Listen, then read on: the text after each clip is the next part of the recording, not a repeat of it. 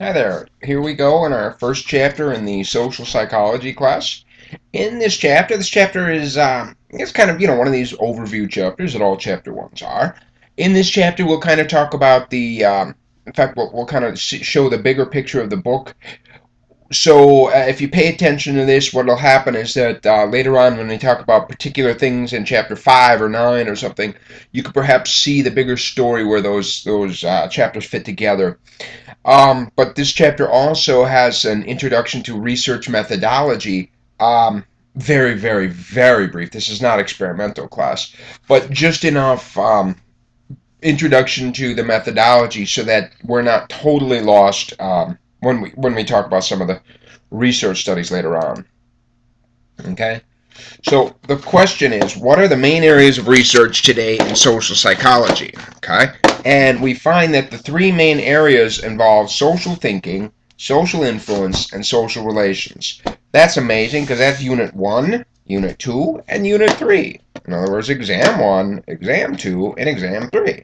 So, in fact, one of the next slides has a better breakdown on this. I didn't like this slide so much. Social psychology, by definition, the scientific study of how people think about, influence, and relate to one another. That's a good one. It focuses on the individual. It focuses on how. How about this? This is a good way to break down social psychology. You behave differently when there are other people around. Okay, so here's a very simple example, one that will lend itself well, I hope. If your nose itches and you're by yourself, you're going to jam your finger in there up to the first knuckle. Second knuckle, all the way in there. Man, oh man, get that itch. But if your nose itches and you're around other people, it's like, oh, excuse me. Right? You're going to be all polite and shit. Your behavior is different when other people are around. Period. That's all there is to it. And that's what social psychology is about, is an attempt to understand how you become a different person when other people are near you. Sociology, on the other hand, is more in tune with studying the behavior of groups of people rather than the individuals as affected by the group. So sociology is the science or study of the origin, development, organization, and functioning of human society and groups in human society.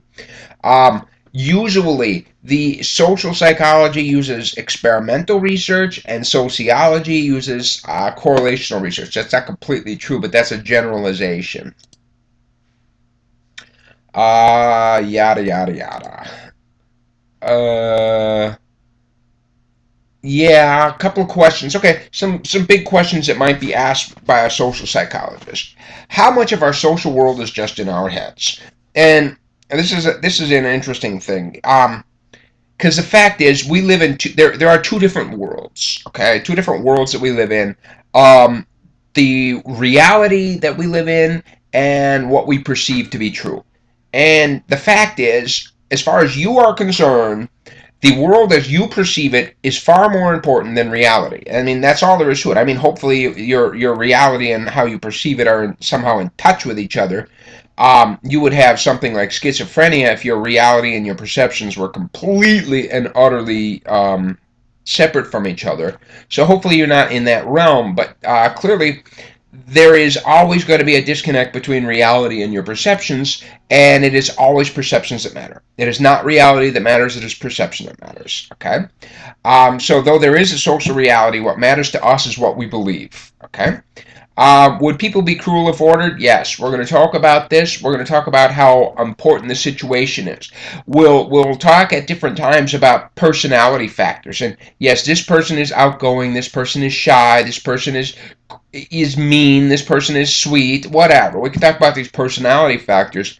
But what we'll find is the majority of the time when it comes to predicting somebody's behavior, it's not going to be the personality factors that are important. This person is an introvert or something. It's going to be the situational factors. What situation do I put them in? Okay. As a simple example, when I'm around new people, I'm very shy, very shy. You would never believe it. Here I am when I'm in my classroom or giving my lectures or something, I'm very outgoing because that's what the situation requires of me. When the situation requires me to be outgoing, then I am outgoing. But often I am shy if not. Okay? to help or not to help. Again, that's the same kind of thing. Some people are perhaps more helpful than others as a personality factor, but it is ultimately the situation that you put them in that will determine whether or not their behavior actually exhibits helpfulness. So here's a better slide. I mean, it's kind of a faded out slide, but here is the orange bubble is unit 1, the green bubble is unit 2, the purple bubble is unit 3, and the blue bubble at the bottom is unit 4. That's our textbook's breakdown, okay? So, in fact, here's some major questions in the first one in social, what does that say? Social thinking. Number one, we construct our social reality. I already said it. There's reality and what we believe, and what we believe is more important. Our social intuitions are powerful and sometimes perilous. Chapter 3 or so, I don't remember, we're going to talk about things such as heuristics, mental shortcuts that we use, and we have to use these mental shortcuts because we have to make decisions lickety split, and so we have these intuitions, boom, social intuitions, in like very very simple. I was walking at the park this morning, and person walking in the other direction, and whether you did it consciously or unconsciously, you have to think to yourself, is this person coming at me a dangerous person? Is it somebody I should be on guard for, or is it somebody that I feel as though I can just comfortably walk past?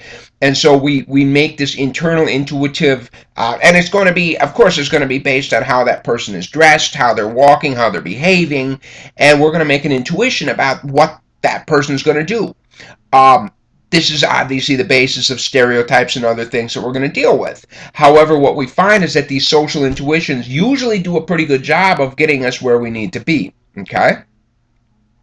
Attitudes shape and are shaped by behavior. Yes, the attitudes that we have will determine the behaviors that we exhibit, not determine. That was a bad choice of words. The attitudes we have will shape the behaviors that we exhibit, but the behaviors we exhibit will also modify the attitudes that we have. That's going to be a very interesting thing about, do attitudes predict behaviors or do behaviors predict attitudes?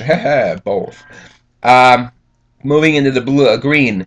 Social influences shape behavior. Yeah, of course. I mean, come on, how much better example than that with the nose thing, huh? Oh, nobody's here. Shove it all the way in there.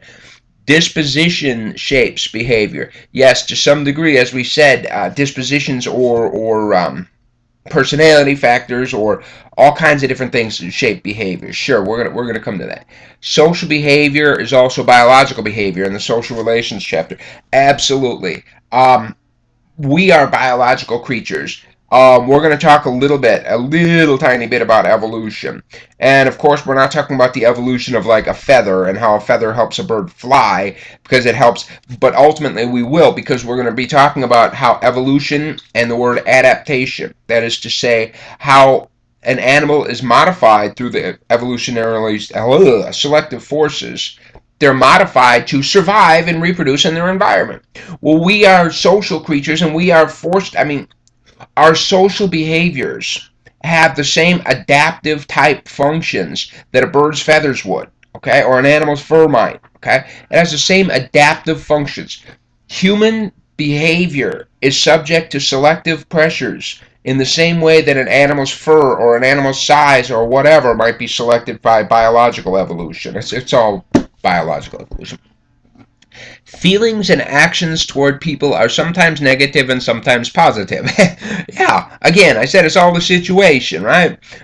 There is no such thing as a happy person. I mean, well, some are generally more I'm generally a fairly happy person. I'm generally in a good mood, but the situation ultimately will impact how I actually physically behave and act towards you. And then finally, social psychology's principles are applicable to everyday life. Right. In the last 3 chapters in the book, we're going to talk about social psychology in the clinic, social psychology in the courtroom, and social psychology and the sustainable future. Kind of an odd chapter, but we're going to talk about different applications of social psychology. And as I think I said in the introductory lecture, there's lots of other chapters that could be written of applying. So you could apply social psychology to the factory, applying social psychology to the classroom environment, applying social psychology to driving, Trust me, driving has a lot of social psychology involved. That's pretty crazy stuff. All right, so here's a good example. We construct our social reality. Here's a really neat study to get us started. Here, there was a football game between Dartmouth and Princeton, and two Ivy League schools. They played a football game. Without a doubt, it was an ugly game. I mean, there was a lot of infractions. They had this heavy rivalry. There was a lot of beatdowns, etc. Okay, so now they taped this thing. It was 1951, so they didn't. They must have got a reel-to-reel or 45 millimeter or something, whatever that is, and they played them back the next week, and they played it to the students at Dartmouth, and they said, okay, students at Dartmouth, I want you to watch this movie and tell me how many infractions your team made and how many infractions the Princeton team made. Okay, and lo and behold, what we find is that the Dartmouth students, when they watched the tape, said, okay, look, both the Dartmouth team and the Princeton team had 4 violations each. Okay, that's how many infractions of the rules that I could see. When they showed the exact same thing to the students from Princeton, the students from Princeton said, okay, we see 4 infractions by the Princeton team, but we see 10 infractions by the Dartmouth team. Yeah, of course. I mean, if you've ever watched football, you know exactly what it's like. You notice every time there's a holding call against your team, but you don't really ever seem to say, when your team commits holding, you're like, hey, he couldn't help it. He wasn't grabbing the jersey, blah, blah, blah. Watch some football, buddy. All right, whatever. Our social intuitions are often powerful, but sometimes perilous. Yeah, like I said, they serve us well. They really do. I mean, is this person coming at me dangerous? Yes or no? Okay? And we got to do it like that. I mean, what are the consequences of failure of this type of a social perception? Death, okay? If you didn't get that right, if you did not properly say this in fact is a dangerous person, I will be dead. But here's the thing, okay? That there are 2 kinds of mistakes in this social perception. One, I fail to detect somebody who's dangerous. Penalty, death. 2, I in fact label somebody as dangerous who's not dangerous. Penalty, stereotype, and I don't know, racist behavior or something. What's the penalty? The penalty for making a mistake and not detecting that somebody's dangerous, death. The penalty for overextending and saying this person is dangerous when they're not, you just didn't have a social interaction that you might have. Guess how human behavior is wired? It is wired to be on the cautious side, okay? Because one mistake equals death, so we are super cautious, and that helps to explain so much of our behaviors because we make them like this, and they are troublesome. We do make mistakes. So here are some words here. We seem to think and make decisions using a dual track system. Absolutely. At one level, we are conscious. We think about it. We say, okay, when I get to the corner, I'm going to make a left turn. But much of it just happens. Like when we breathe and blink, we don't consciously think about that. Just like when the person approaches me on that sidewalk in the park, I don't stop and, do I believe that this person, as they're approaching me, is in fact going to be a dangerous individual who is going to pull out a weapon or not? No, because I passed 500 people at the park. Okay? So clearly, most thinking that we do is done at a subconscious level. Social influences shape our behavior. Okay? Yeah, clearly, where we grow up depends on what we find attractive. At some point, we're going to talk about attraction, and we're going to show what certain people in parts of the world think is an attractive woman, and it's going to freak us out, man. It's like, really? That's a pretty girl? Yeah. It's the same thing with attitudes. We could talk about red state, blue state. Seriously. You grow up in one part of the country, and you will have a different set of attitudes than if you grow up in another. I'm telling you this. I grew up in Wisconsin, and I've transplanted into Texas. I see it. I live it. I know it. Where you grow up will, in many ways, influence the attitudes that you have and the behaviors that you exhibit. Social behavior is biologically rooted. Sure, we already said that. Many of our social behaviors reflect a deep biological wisdom. I like that, a deep biological wisdom. But yeah, we're hardwired for much of our social behavior. We really are. from a simplest perspective, we're hardwired reflexively to pull back from a snake or something like that. That's more cognitive class, but still, I mean, we have mechanisms in our brain that make us reflexively jump from things that we're supposed to be frightened from and stuff.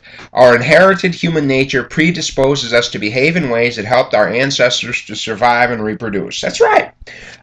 If there was a behavior that allowed our ancestors to survive and reproduce, that behavior, even if it's not appropriate for the current world we live in, that behavior will still be exhibited by us. Okay, it doesn't just disappear just because the social world.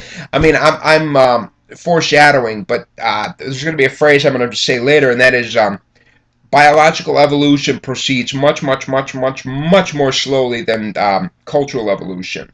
The culture that we live in evolves so quickly that our biology could never keep up. Meanwhile, our bodies are biologically designed for a world that doesn't exist anymore. They're biologically designed, and our behaviors, our reactions, our social reactions are in fact designed for a world that hasn't existed for 10,000 years or more.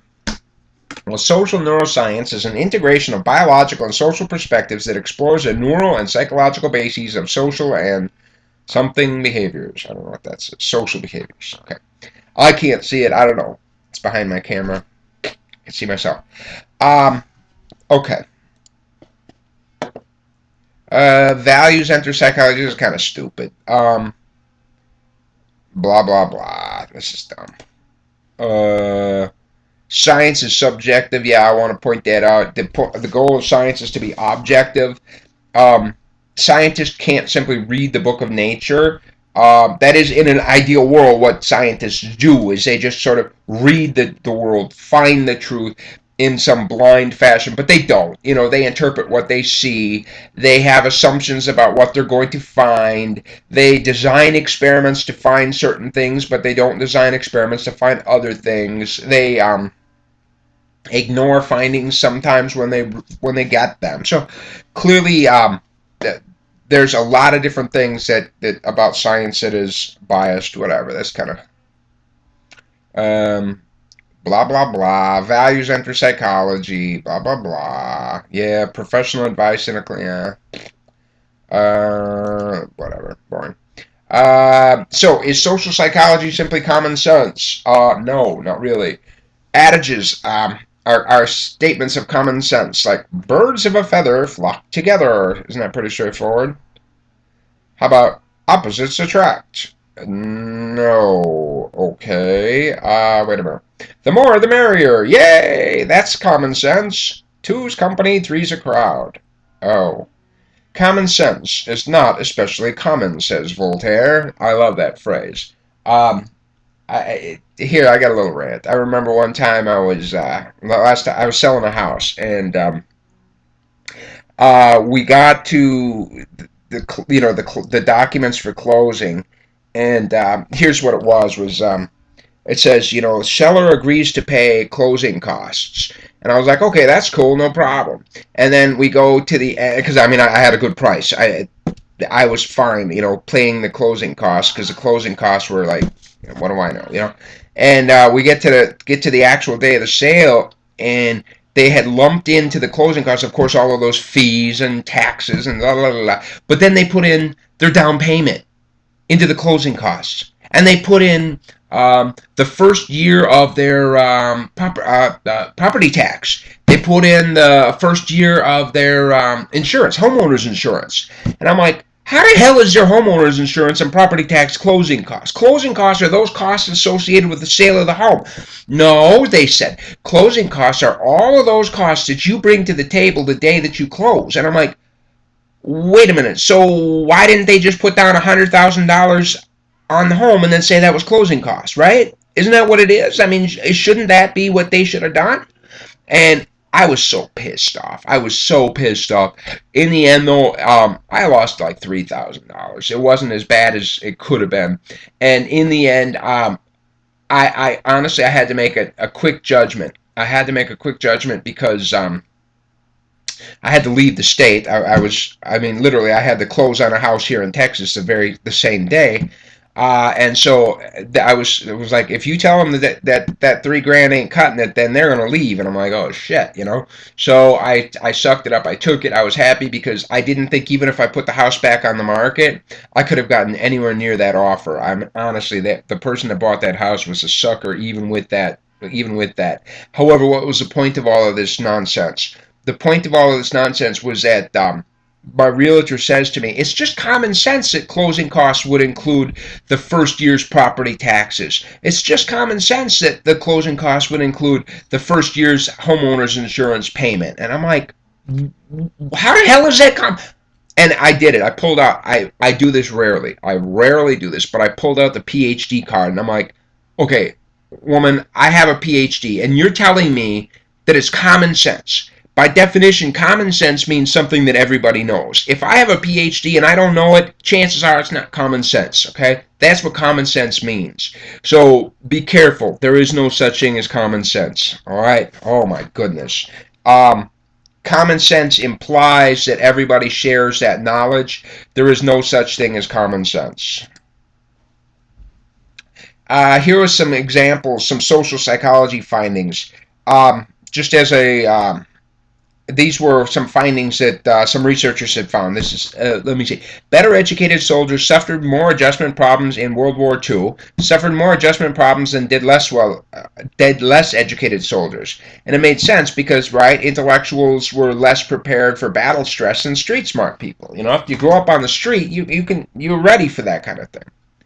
Southern soldiers cope better with the hot South Sea island climate than Northern soldiers during World War II. And again, that made sense because the Southerners were more accustomed to the hot weather. White privates were more eager for promotion than were black privates, right? And again, this makes sense because years of oppression take a toll on achievement motivation. We'll get to achievement motivation. Southern black soldiers preferred Southern to Northern white officers. And, you know, again, that makes sense because the Southern officers were more experienced with interacting with the black people. And so all of them, I mean, it was just, they made sense, right? All of these findings. Except the thing is, of course, that all 4 of these, the exact opposite was in fact true. It was the exact opposite. Is social psychology common sense? No. Common sense is only after the fact. All 4 of these would sound like common sense when you first read them, come out exactly the opposite when you find the reality. You must always use the scientific methods to discover the truth of the world. There is no such thing as common sense. Hindsight bias is a tendency to exaggerate. After you learn something, you exaggerate about it and say, oh, I knew that was going to happen. Exaggerate after you learn an outcome, your ability to have known it. The I knew it all along phenomenon.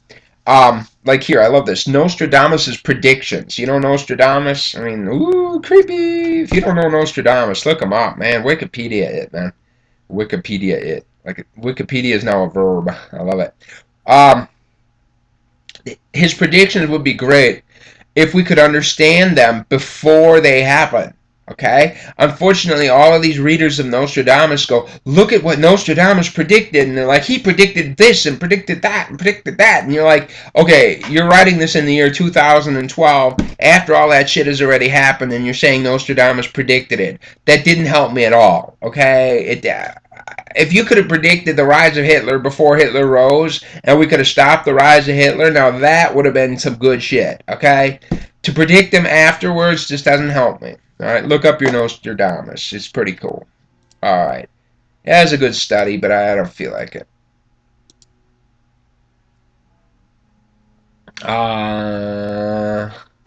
Oh yeah. Here, we want to talk about the science of psychology a little bit, just a little. I'm gonna zip through these next slides. Leave it up to you because here's the deal. I admit I'm gonna zip through these next slides partly because it bores me, partly because I have a busy day today and I have things I need to do that don't involve giving this lecture. But mostly it's because if you're sitting here taking this class, you need to understand science. Okay.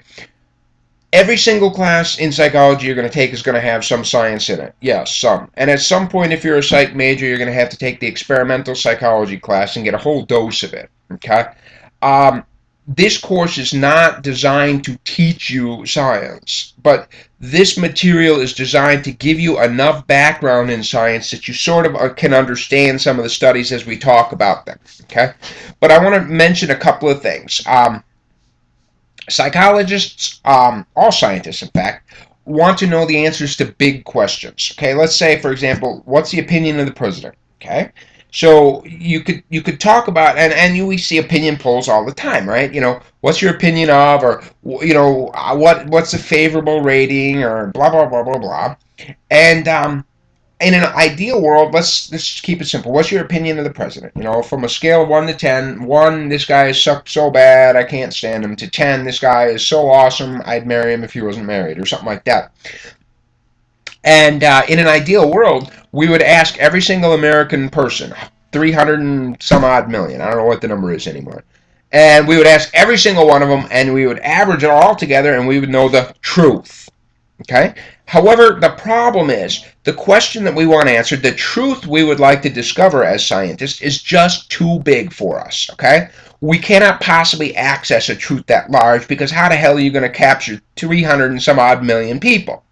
So instead, what you're going to do is you're going to draw a sample of those 310 million people. The larger the sample, the better. Again, this is not your experimental class. We could talk about the sample has to represent the population. Otherwise, you never know what silly gibberish you're going to get. Leave it for your experimental class. Suffice it to say, with the sampling, what happens is you pull out a sample of people from that 310 million. Let's say 1,000 people. You pull out 1,000 people. You ask their opinion. And on a scale of 1 to 10, blah, blah, blah, blah, and let's say, for example, you get an average of 6.4, something, I don't know. Okay, so 6.4 was the average for your 1,000 people. So then what you say is, okay, though I really want to know the opinion of every American person, 310 million of them, that is a truth of the world which is just too large for me to capture. So therefore, given the information that I've got, this sample of 1,000, I'm going to make a guess. I would guess that if it were possible to sample all 300 million people in America, that they would give me an average I like the president response of 6.4. That's going to be my guess. Am I right? Probably not. I recognize I'm wrong. Here's where probability comes in. I'm going to look at 1,000, get the answer from the 1,000, and say, I don't know the 300 million, though that's really what I want to know. That is a truth that is inaccessible to me, so I will use the answer from the 1,000 people, 6.4, and say that is the best guess I could possibly have if it were possible for me to do 300 million people. Okay? And then, of course, there are mechanisms in place for probability. So that's where you're going to see the opinion of the president, like him or not, is 6.4 plus or minus 0.3, something like that. That plus or minus 0.3 or whatever it might be is the researcher's way of saying we recognize that the 6.4 that we discovered in these 1,000 people is probably not exactly right. But we feel quite confident, 99% confident, that if we were able to ask all 300 million people, they would respond between 6.1 and 6.7. I'm 99% certain that that would be the answer if I could ask every single person. Okay, that's what science is. We want to know big truths. That's really our goal. But these big truths are very often unobtainable. They're just too big. So we draw a sample, and we look at the truth of the sample, and then we use the truth from that sample to be our best guess we can possibly come up with for what the truth of the population would be if it were possible to do so. Okay, whatever.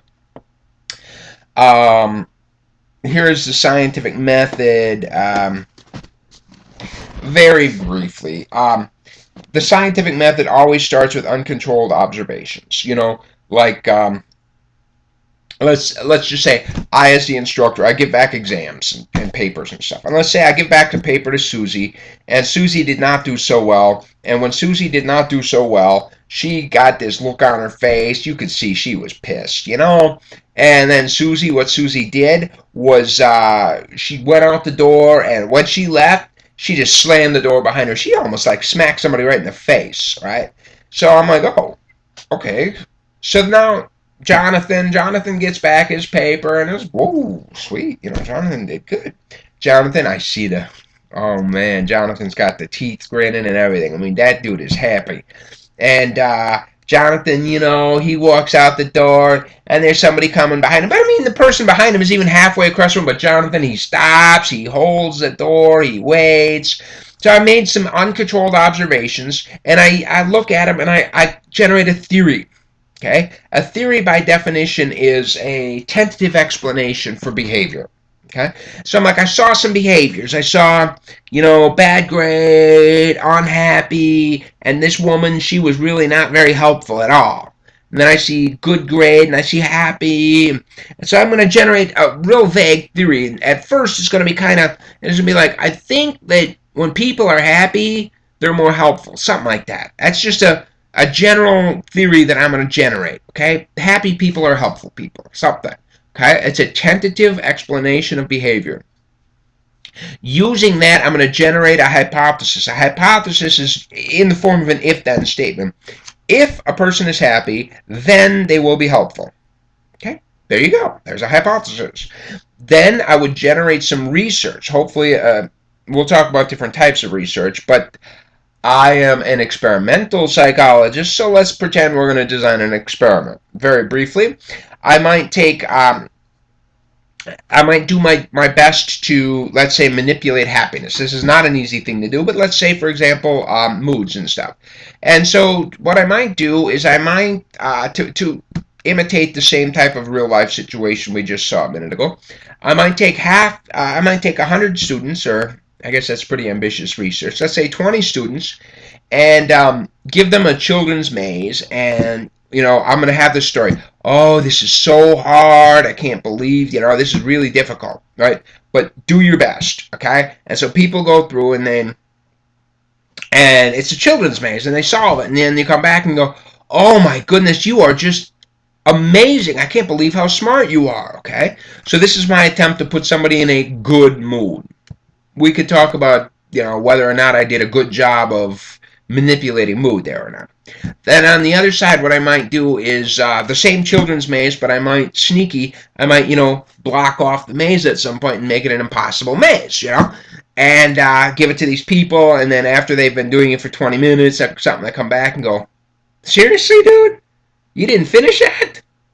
What's wrong with you? I mean, my kid... All right, whatever. Okay, so in one group you're gonna praise them and make them look, oh, you're so smart, you're so great, and make them happy, and the other one you're gonna sort of make them feel idiotic and sort of criticize them and make them unhappy. Now, after doing this to these different groups, you might have again just a simple manipulation. You might come in and have a researcher drop a handful of pencils. Oh shit, I dropped my pencils. And then what you might do is you might measure how many pencils the people help you pick up. So in this particular little example, and we'll talk about these on the next slides down, but in this example, the independent variable is something that I, the researcher, manipulate. I manipulate mood with two levels, and the two levels are happy and unhappy. Okay? So I've manipulated the mood of my participants. Then the dependent variable would be helpfulness, or as operationally defined, or more specifically, the number of pencils that are picked up by the participant. Okay, so I'm going to manipulate mood and measure helpfulness. How am I going to manipulate mood? By manipulating how I make them feel smart or dumb, and criticisms and stuff. And how am I going to measure helpfulness? By the number of pencils they pick up. Is this the best experiment in the world? No, hell no. It's pretty ugly. But that's all right, because it serves our example. Okay? Now, I have this hypothesis. People that are happy will be more helpful. So now this hypothesis, given the research study, leads to a very specific prediction. So between the 2 and the 3, okay, we want to put hypotheses lead to very specific predictions after I've designed the research. And so a very specific prediction would be, if I give people the easy maze and praise them, then they will pick up more pencils. You see now, the prediction is the same as a hypothesis and an expectation of what the person is going to do, but the hypothesis is generally worded: people that are happy will be more helpful. A prediction is very specific. If given this simple maze and given praise, then more pencils will be picked up. You see, so a hypothesis is general, a prediction is specific. So then I actually do the research, I make my observations, I make my measurements, I use my statistics, because just like with the polling of the president, I want to know a bigger truth. I want to know if people are happy, then they're helpful. But all I had was 20 or something. All I have is 20 people. And I'm not interested in these 20 people, just like I'm not exactly interested in the opinions of those 1,000 people on that last example. I was interested in the opinions of 310 million. But the opinions of every American is an impossible thing to get, but the opinion of 1,000 is. The only reason I'm using those opinions of the 1,000 is to get the best guess I can at the 300 million. So again, in this one, I started up with, if people are happy, then they're helpful. I didn't say, if this specific 20 people are happy, then these specific 20 people will be helpful. No, I want to know some bigger truth about people in general. I just happen to have these 20 to try to access that larger truth, okay? And that's what this is about. I'm going to use statistics to find out I'm going to make that leap. It's called an inferential leap. In fact, in your statistics class, you hopefully have heard of inferential statistics. I'm going to make an inferential leap between this finding with these 20 people and what the bigger truth would possibly be. Okay? Given this, maybe I will support my theory, maybe I will discredit my theory. Have I found data which supports what I had predicted, or does my data contradict what I had predicted? Okay? And so that's what research is about. You start with uncontrolled observations, and you come back around to observations, but the observations as you come around are controlled in a controlled research setting. Okay? That's it. Theory, hypothesis, blah, blah, blah, blah, blah. Observational research, going backwards now, I had talked about experimental research. There are different types of research. One type of research is an experiment. That is my favorite type of research. I am an experimental psychologist by training, therefore I am biased. However, there are other things. Let's say, for example, observational research. If you just want to observe social behavior, well, how about this? There are two different ways that you can do research, any kind of research, whether we're talking experiments or observations or whatever. You can do research in a laboratory, or you can do research in a field setting. In a laboratory, people come into the research, and you can control things better. You can make sure that the temperature is the same for every. Let's say I want to observe helpfulness in a lab or some silly thing. I can make sure if I do it in my laboratory, the temperature is always the same. Whereas if I go out and try to measure helpfulness at the park, and I mean observe helpfulness at the park, the problem is sometimes it's colder, sometimes it's hotter, sometimes it's windy, sometimes it's not, sometimes it's. And so there's all these other uncontrolled things that could be influencing the behaviors. In my lab, I can control things. So, as a general rule, laboratory research, no matter what type of research, experimental research, correlational research, observational research, whatever, if it's done in a laboratory, it's more controlled, and I'm better able to say, the reason that this behavior is occurring is because of boom. If it's done in a field, there are other things going on. Like I said, the temperature might be different on every day, the wind might be different, all kinds of different things that may in fact be influencing behavior. However, now you go to the other side and say, hey, guess what? If you do research in a laboratory, people are often on their guard. The goal of science is to discover real behavior. In fact, going back, the goal of science is to sort of read the book of nature and discover the truth of the world, some noble goal like that. And here's the problem, though, is as soon as somebody steps foot into a laboratory, they're on their guard. And so when you bring them into a laboratory, they don't do what they're capable of. They don't do the truth. They don't tell you the truth. They show you their potential. They show you their guarded self. Out in a field study somewhere, you're going and doing, like I said, you're studying helpfulness at the park, you're going to see actual helpfulness behavior. You're not, because in many cases they don't even know they're being studied. The person is just at the park. They don't even know they're being observed or something. So you get to see, you're more likely to see truthful behavior at the park. But the behavior that you see at the park, you don't know necessarily why it's being exhibited. In a laboratory, you can control things and know why it's being exhibited, but you don't know if it's necessarily truthful because people are on their best behavior when they're at the experimental setting because they know they're being watched. Okay, something like that. Well, anyway, different types of research. Observational research is simple. You just observe things. The most famous of them all is, of course, Jane Goodall. She wanted to know about the social behavior of chimpanzees. Found out that the chimps in the zoos were behaving in certain ways, but it turns out that the behavior of chimpanzees in zoos is absolutely unnatural. So she goes out and starts observing chimpanzees for years and years and years, and she discovers the social behaviors of the chimpanzees in reality. Right? That's what naturalistic observation. Jane Goodall, in fact, took years and years and years. She went out there and sat in the woods, and the monkeys wouldn't even come near her, and they were guarded around her, and years and years and years, and finally they accepted her as sort of one of their own, and her presence, I mean, she became like a treat to them. She was just something that was there. Neither good nor bad, just an object in their environment, and they began to exhibit what real behaviors, and she was able to observe lots of interesting stuff. You can do observational research by looking at a case study, which would be sort of like watching a single person intensely for a long period of time. It's interesting, but it allows us to discover something about that individual, not necessarily anything that's true about the larger world, perhaps. Often we use surveys and research questionnaires in an observational sense to observe behaviors, as in opinions, right? What is your opinion of the president? That's really just an observation, right? It's just an observation of an internal state or something, but it's an observation ultimately.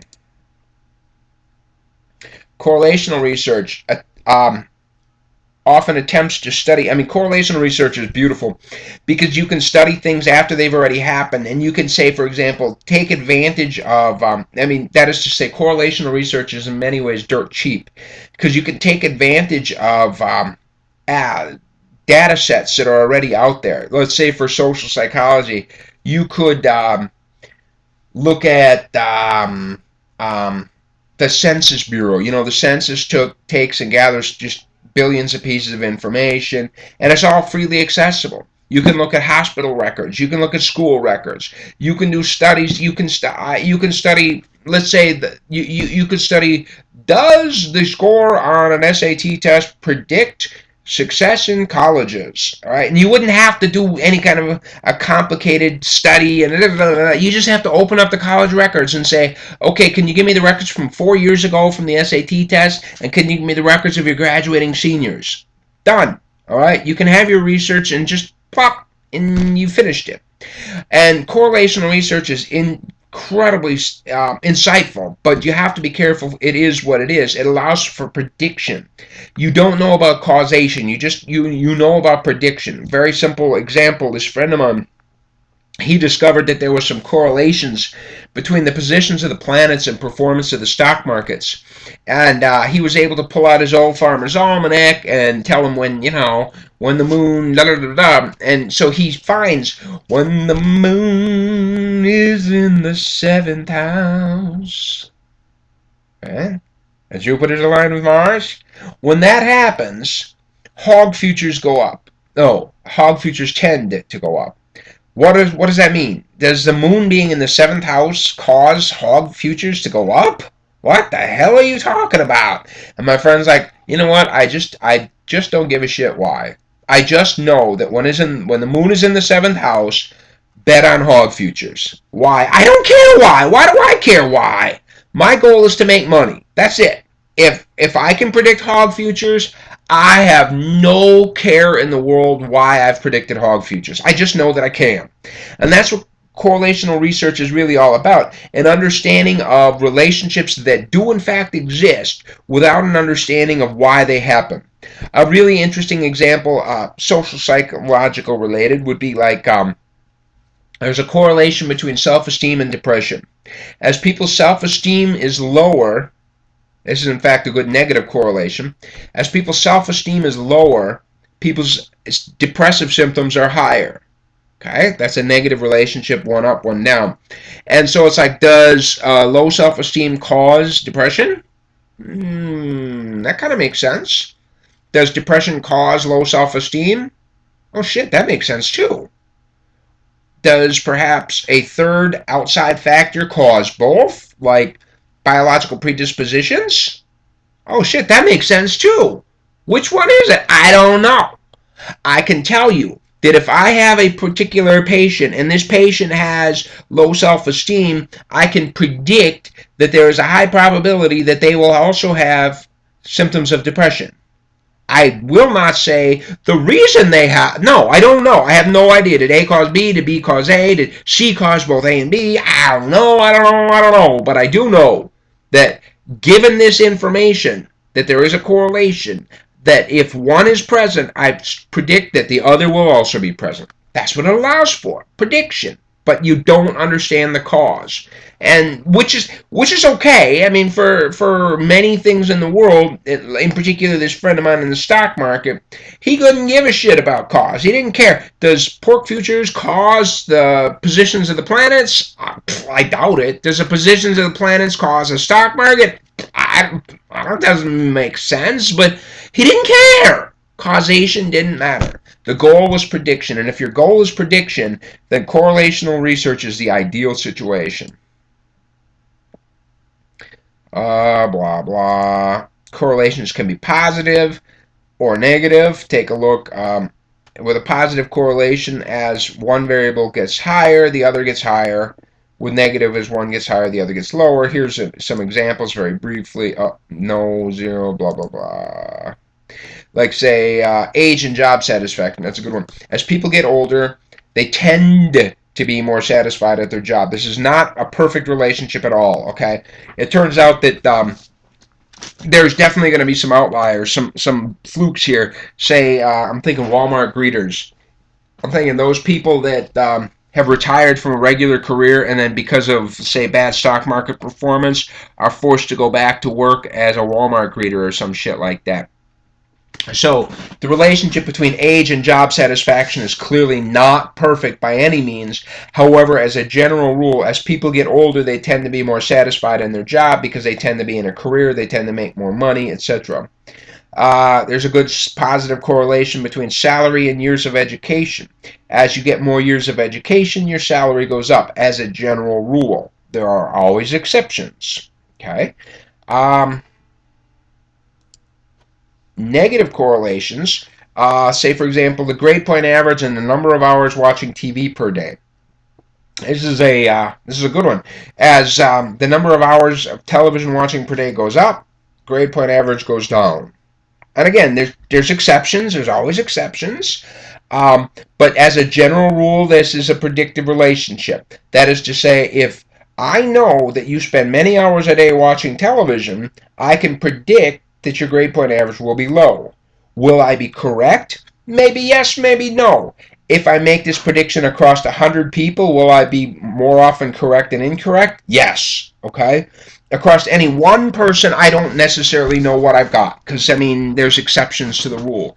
But if I make this prediction across 100 people, across 1,000 people, I will be far more correct than incorrect given this type of a relationship.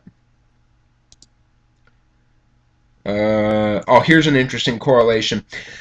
Correlation between the age at death and the height of grave pillars. What a morbid thing. And so we find that as people, because what they did was they went, I want to say Scotland, and they measured all of these gravestones and how high they were, and then they measured how old the person was inside that grave when they died.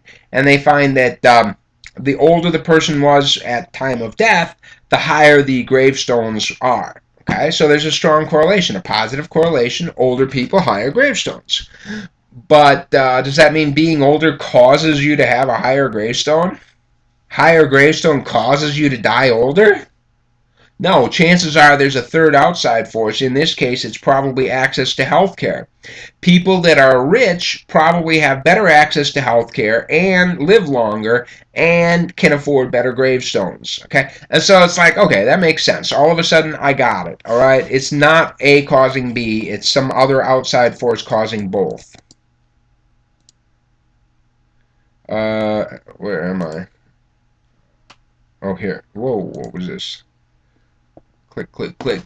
Oh, here. Are early maturing children more confident? Whatever. You read all of that. I'm not your experimental teacher today. I teach experimental, just not today. Experimental research involves the control and manipulation of variables. By the way, the difference now, I want to kind of lay this up. The difference, in fact, boy, I don't want to do it, but here I go.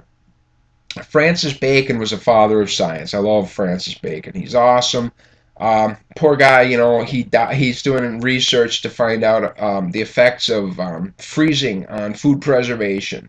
So he's taking a dead turkey and he's stuffing it with ice. And in his meanderings with dead turkeys and stuffing them with ice, he catches a head cold and he dies from the head cold that he catches while stuffing turkeys with ice. A noble end to a noble man.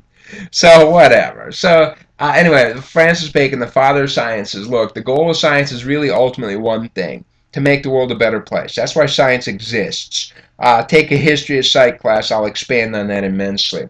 But the goal of science is to make the world a better place. So let me just pretend I was going to talk about adolescent violence. Okay, adolescent violence. I could do some observational research and I could observe adolescent violence, and therefore I'd be able to describe what adolescent violence is about, and I might, oh, this is the different types of violence and stuff. Now, if I observed adolescent violence and I'm able to describe adolescent violence, have I made the world a better place? No. It's an important part of the process, don't get me wrong. We need it. But no. Second, correlational research. I can predict which children are going to become violent. I can go and say, I can look at the children that are violent and look at certain socioeconomic characteristics of them. Children that grow up in this particular type of home are more prone to violence, etc., or predict them. And then I could even say, hey, this kid, he's 4 years old, but because of his his characteristics, I predict he's going to be more violent when he's a teenager. Prediction is important. Does it make the world a better place? No, it doesn't. You only make the world a better place if you eliminate teenage violence, right? In this particular example. That's how you make the world a better place. And it is the experimental methodology that allows us to understand A causes B. It's very simple. Only experimental research allows us to understand A causes B. And it goes like this. If I understand A causes B, and B is a good thing, then all I have to do is make A happen and B will follow. And if I understand that A causes B and B is a bad thing, all I have to do is eliminate A and B will disappear. The other research techniques would not allow this to happen. The goal of science is to make the world a better place. If B is good, make A happen and B will follow. And if B is bad, make A disappear and B won't happen. Done. That's what experimental research will do. Allow you to make the world a better place. Keep it for your experimental class, so. We talked about it a little bit. The real causal, A causes B. But experimental research can seem contrived. We already said some of that, and so blah blah. Here's a fancy word. I already described it. Ecological validity is the degree to which a task designed in a lab actually reflects the way this component is used in every. That is to say, research which is done out in the field. If I study helpfulness in the park, then I probably have high ecological validity because I'm going to view helpfulness is actually used. If I do that contrived study of helpfulness in my laboratory and dropping the pencils, that one would be said to have low ecological validity. So laboratory research tends to have lower ecological validity. Field research tends to have higher ecological validity. However, as we already said, laboratory experiments allow us to run a cleaner experiment, which allows us to find the truth better than a field study will. Okay, whatever, blah, blah, blah. We already said dependent variables. A dependent variable provides a measure of a hypothetical construct. In this case, a hypothetical construct is like helpfulness. Helpfulness is not, give me 4 cups of helpfulness, please. What the hell are you talking about, helpfulness? And so in our example, we had to define helpfulness, and we did in our study. We defined helpfulness in terms of the number of pencils that are picked up by the participant. And so an operational definition is a way, an attempt to quantify, to make solid and quantifiable something that is normally not quantifiable, like helpfulness. This is a separate question. Is the number of pencils that a person helps pick up a good measure of helpfulness? That's debatable, okay? That's a whole nother question. However, it is a good operational definition of helpfulness, right? Because it is quantified, it is repeatable, and it is publicly observable. In experimental research, what are some common dependent variables? Blah, blah, blah, blah. Take your experimental class. Independent variables must be manipulated. We already said an independent variable was mood, and I, the researcher, have manipulated and made some happy and some not happy, right? I manipulated it. Did I do a good job of manipulating it? That's another question, too. Again, that's not this class, but I have manipulated it, okay? You can, yeah, no, blah, blah, blah. A confound is, in many ways, a mistake. Let's say a confound is, boy, I don't want to just like blow through these slides without giving you any examples, because you're going to be like, oh, it's so confusing. Well, I don't want you to get confused, because you don't need to have a humongous understanding. This is not experimental class time, but suffice it to say, a confound is like, okay, all right. I did that simple helpfulness study. And let's say, for example, I brought in the group, the happy group, the group that I'm gonna, let them succeed at the maze, and I bring every one of those in the morning. And then in the second group, the group that is that I'm gonna, frustrate and make them unhappy, I bring them all in the afternoon. And I find that those students in the happy group picked up more pencils. And I'm going to say, when people are happy, they're more helpful. And then, no, there was a confound. Oh, shit. People that come in the morning are more helpful. Oh, which one is it? People that come in the morning or people that are in a happy mood? Oh, crap, because both of those things are different here, aren't they? Okay? And that's really what a confound is about, is something that blocks your ability to say A causes B. My goal is to say happy causes helpful. And the fact that I didn't control that time of day means it could be happy that causes helpful, or it could be time of day that causes helpful. I don't know. All right. We assign participant. This is suffice it to say, if you, the researcher, cannot randomly assign somebody to a group, it is not an experiment. So in our example, there was the 2 groups, happy and not happy. And yes, I could put everybody's name into a hat, shuffle the hat up, and then pull names out randomly and say, you're going to be in the happy group, you're going to be in the happy group. I can randomly assign you to groups, okay? That is a true experiment. That is what manipulation is all about. If you cannot do that, let's say, for example, I want to find out if men and women are, who's more helpful, men or women. And so I do the same type of a research, but I can't manipulate. Men and women, I can't randomly assign you to be a man or a woman. You either are a man or you are a woman. That is not an experimental study. If it is not an experimental study, you cannot establish causal laws. A causes B. You can only establish causal laws with an experimental study where you manipulated and could randomly assign people to groups. Remember the goal. The goal of science is to make the world a better place. You can only make the world a better place by understanding A causes B. B's good, make A happen, B follows. B's bad, get rid of A, B doesn't happen.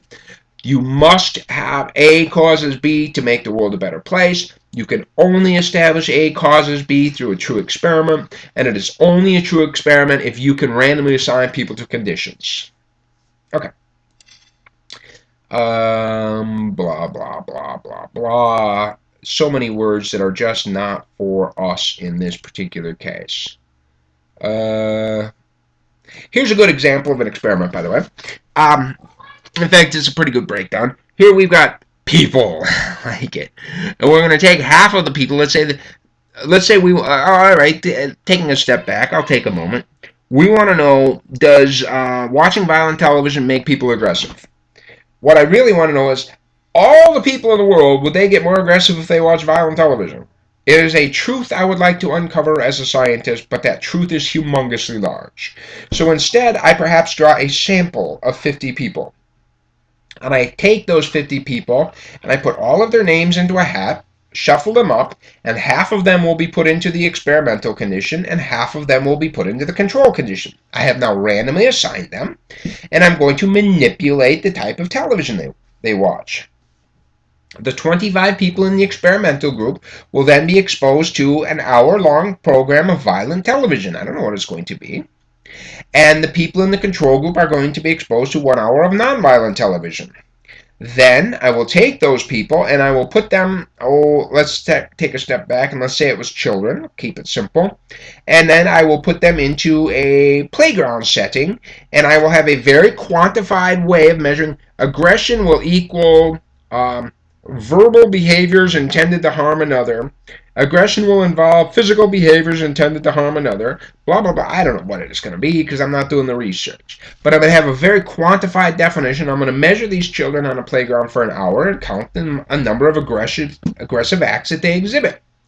And in this way, I can then, if, depends on what I find, but I would potentially be able to say, watching violent television causes more aggression.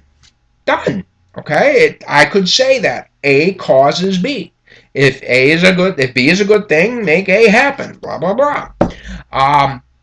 However, as researchers, there's also a second way that this can be studied in a correlational sense. Does the long term, let's say there is a correlational finding, children that if a child prefers to watch violent programming when they're 5 years old, then they will exhibit more aggression when they're 17. Okay, and that's not. I can't manipulate what kind of television the children watch when they're 4 years old. I can't manipulate that. That's not a manipulable thing. So that's clearly correlational research. It doesn't change the fact that it's a true relationship, but it's just not the same thing. This one is like, if you watch violent television for an hour, you become more violent afterward. Blah, blah, blah, blah, blah, blah. I mean, it's good to read. You should read your book, of course, but it kind of, read them, okay? These are basically just, in other words, terms that you should be able to define, okay? Clearly, you need to be doing work that's above and beyond the 1 hour of this lecture. Blah, blah. Okay, so now here I said blah, blah, blah. Of course, that's my favorite words. I said that a lot in here. That's fine. That doesn't mean you don't need to know it, okay? That means that your ability to learn this material would not be enhanced by my saying it, because a lot of that is just understanding the definitions of the stuff. Yes, you need to do far more in Chapter 1 than just watch this slideshow. It's a good start, and if you got this far, congratulations. Give yourself a cookie, all right? But whatever. You get here, that's great. So anyway, starting in the second chapter, we're going to actually start to talk about some good social psychology, all right? I will see you the next time for a much, much, much more entertaining slideshow.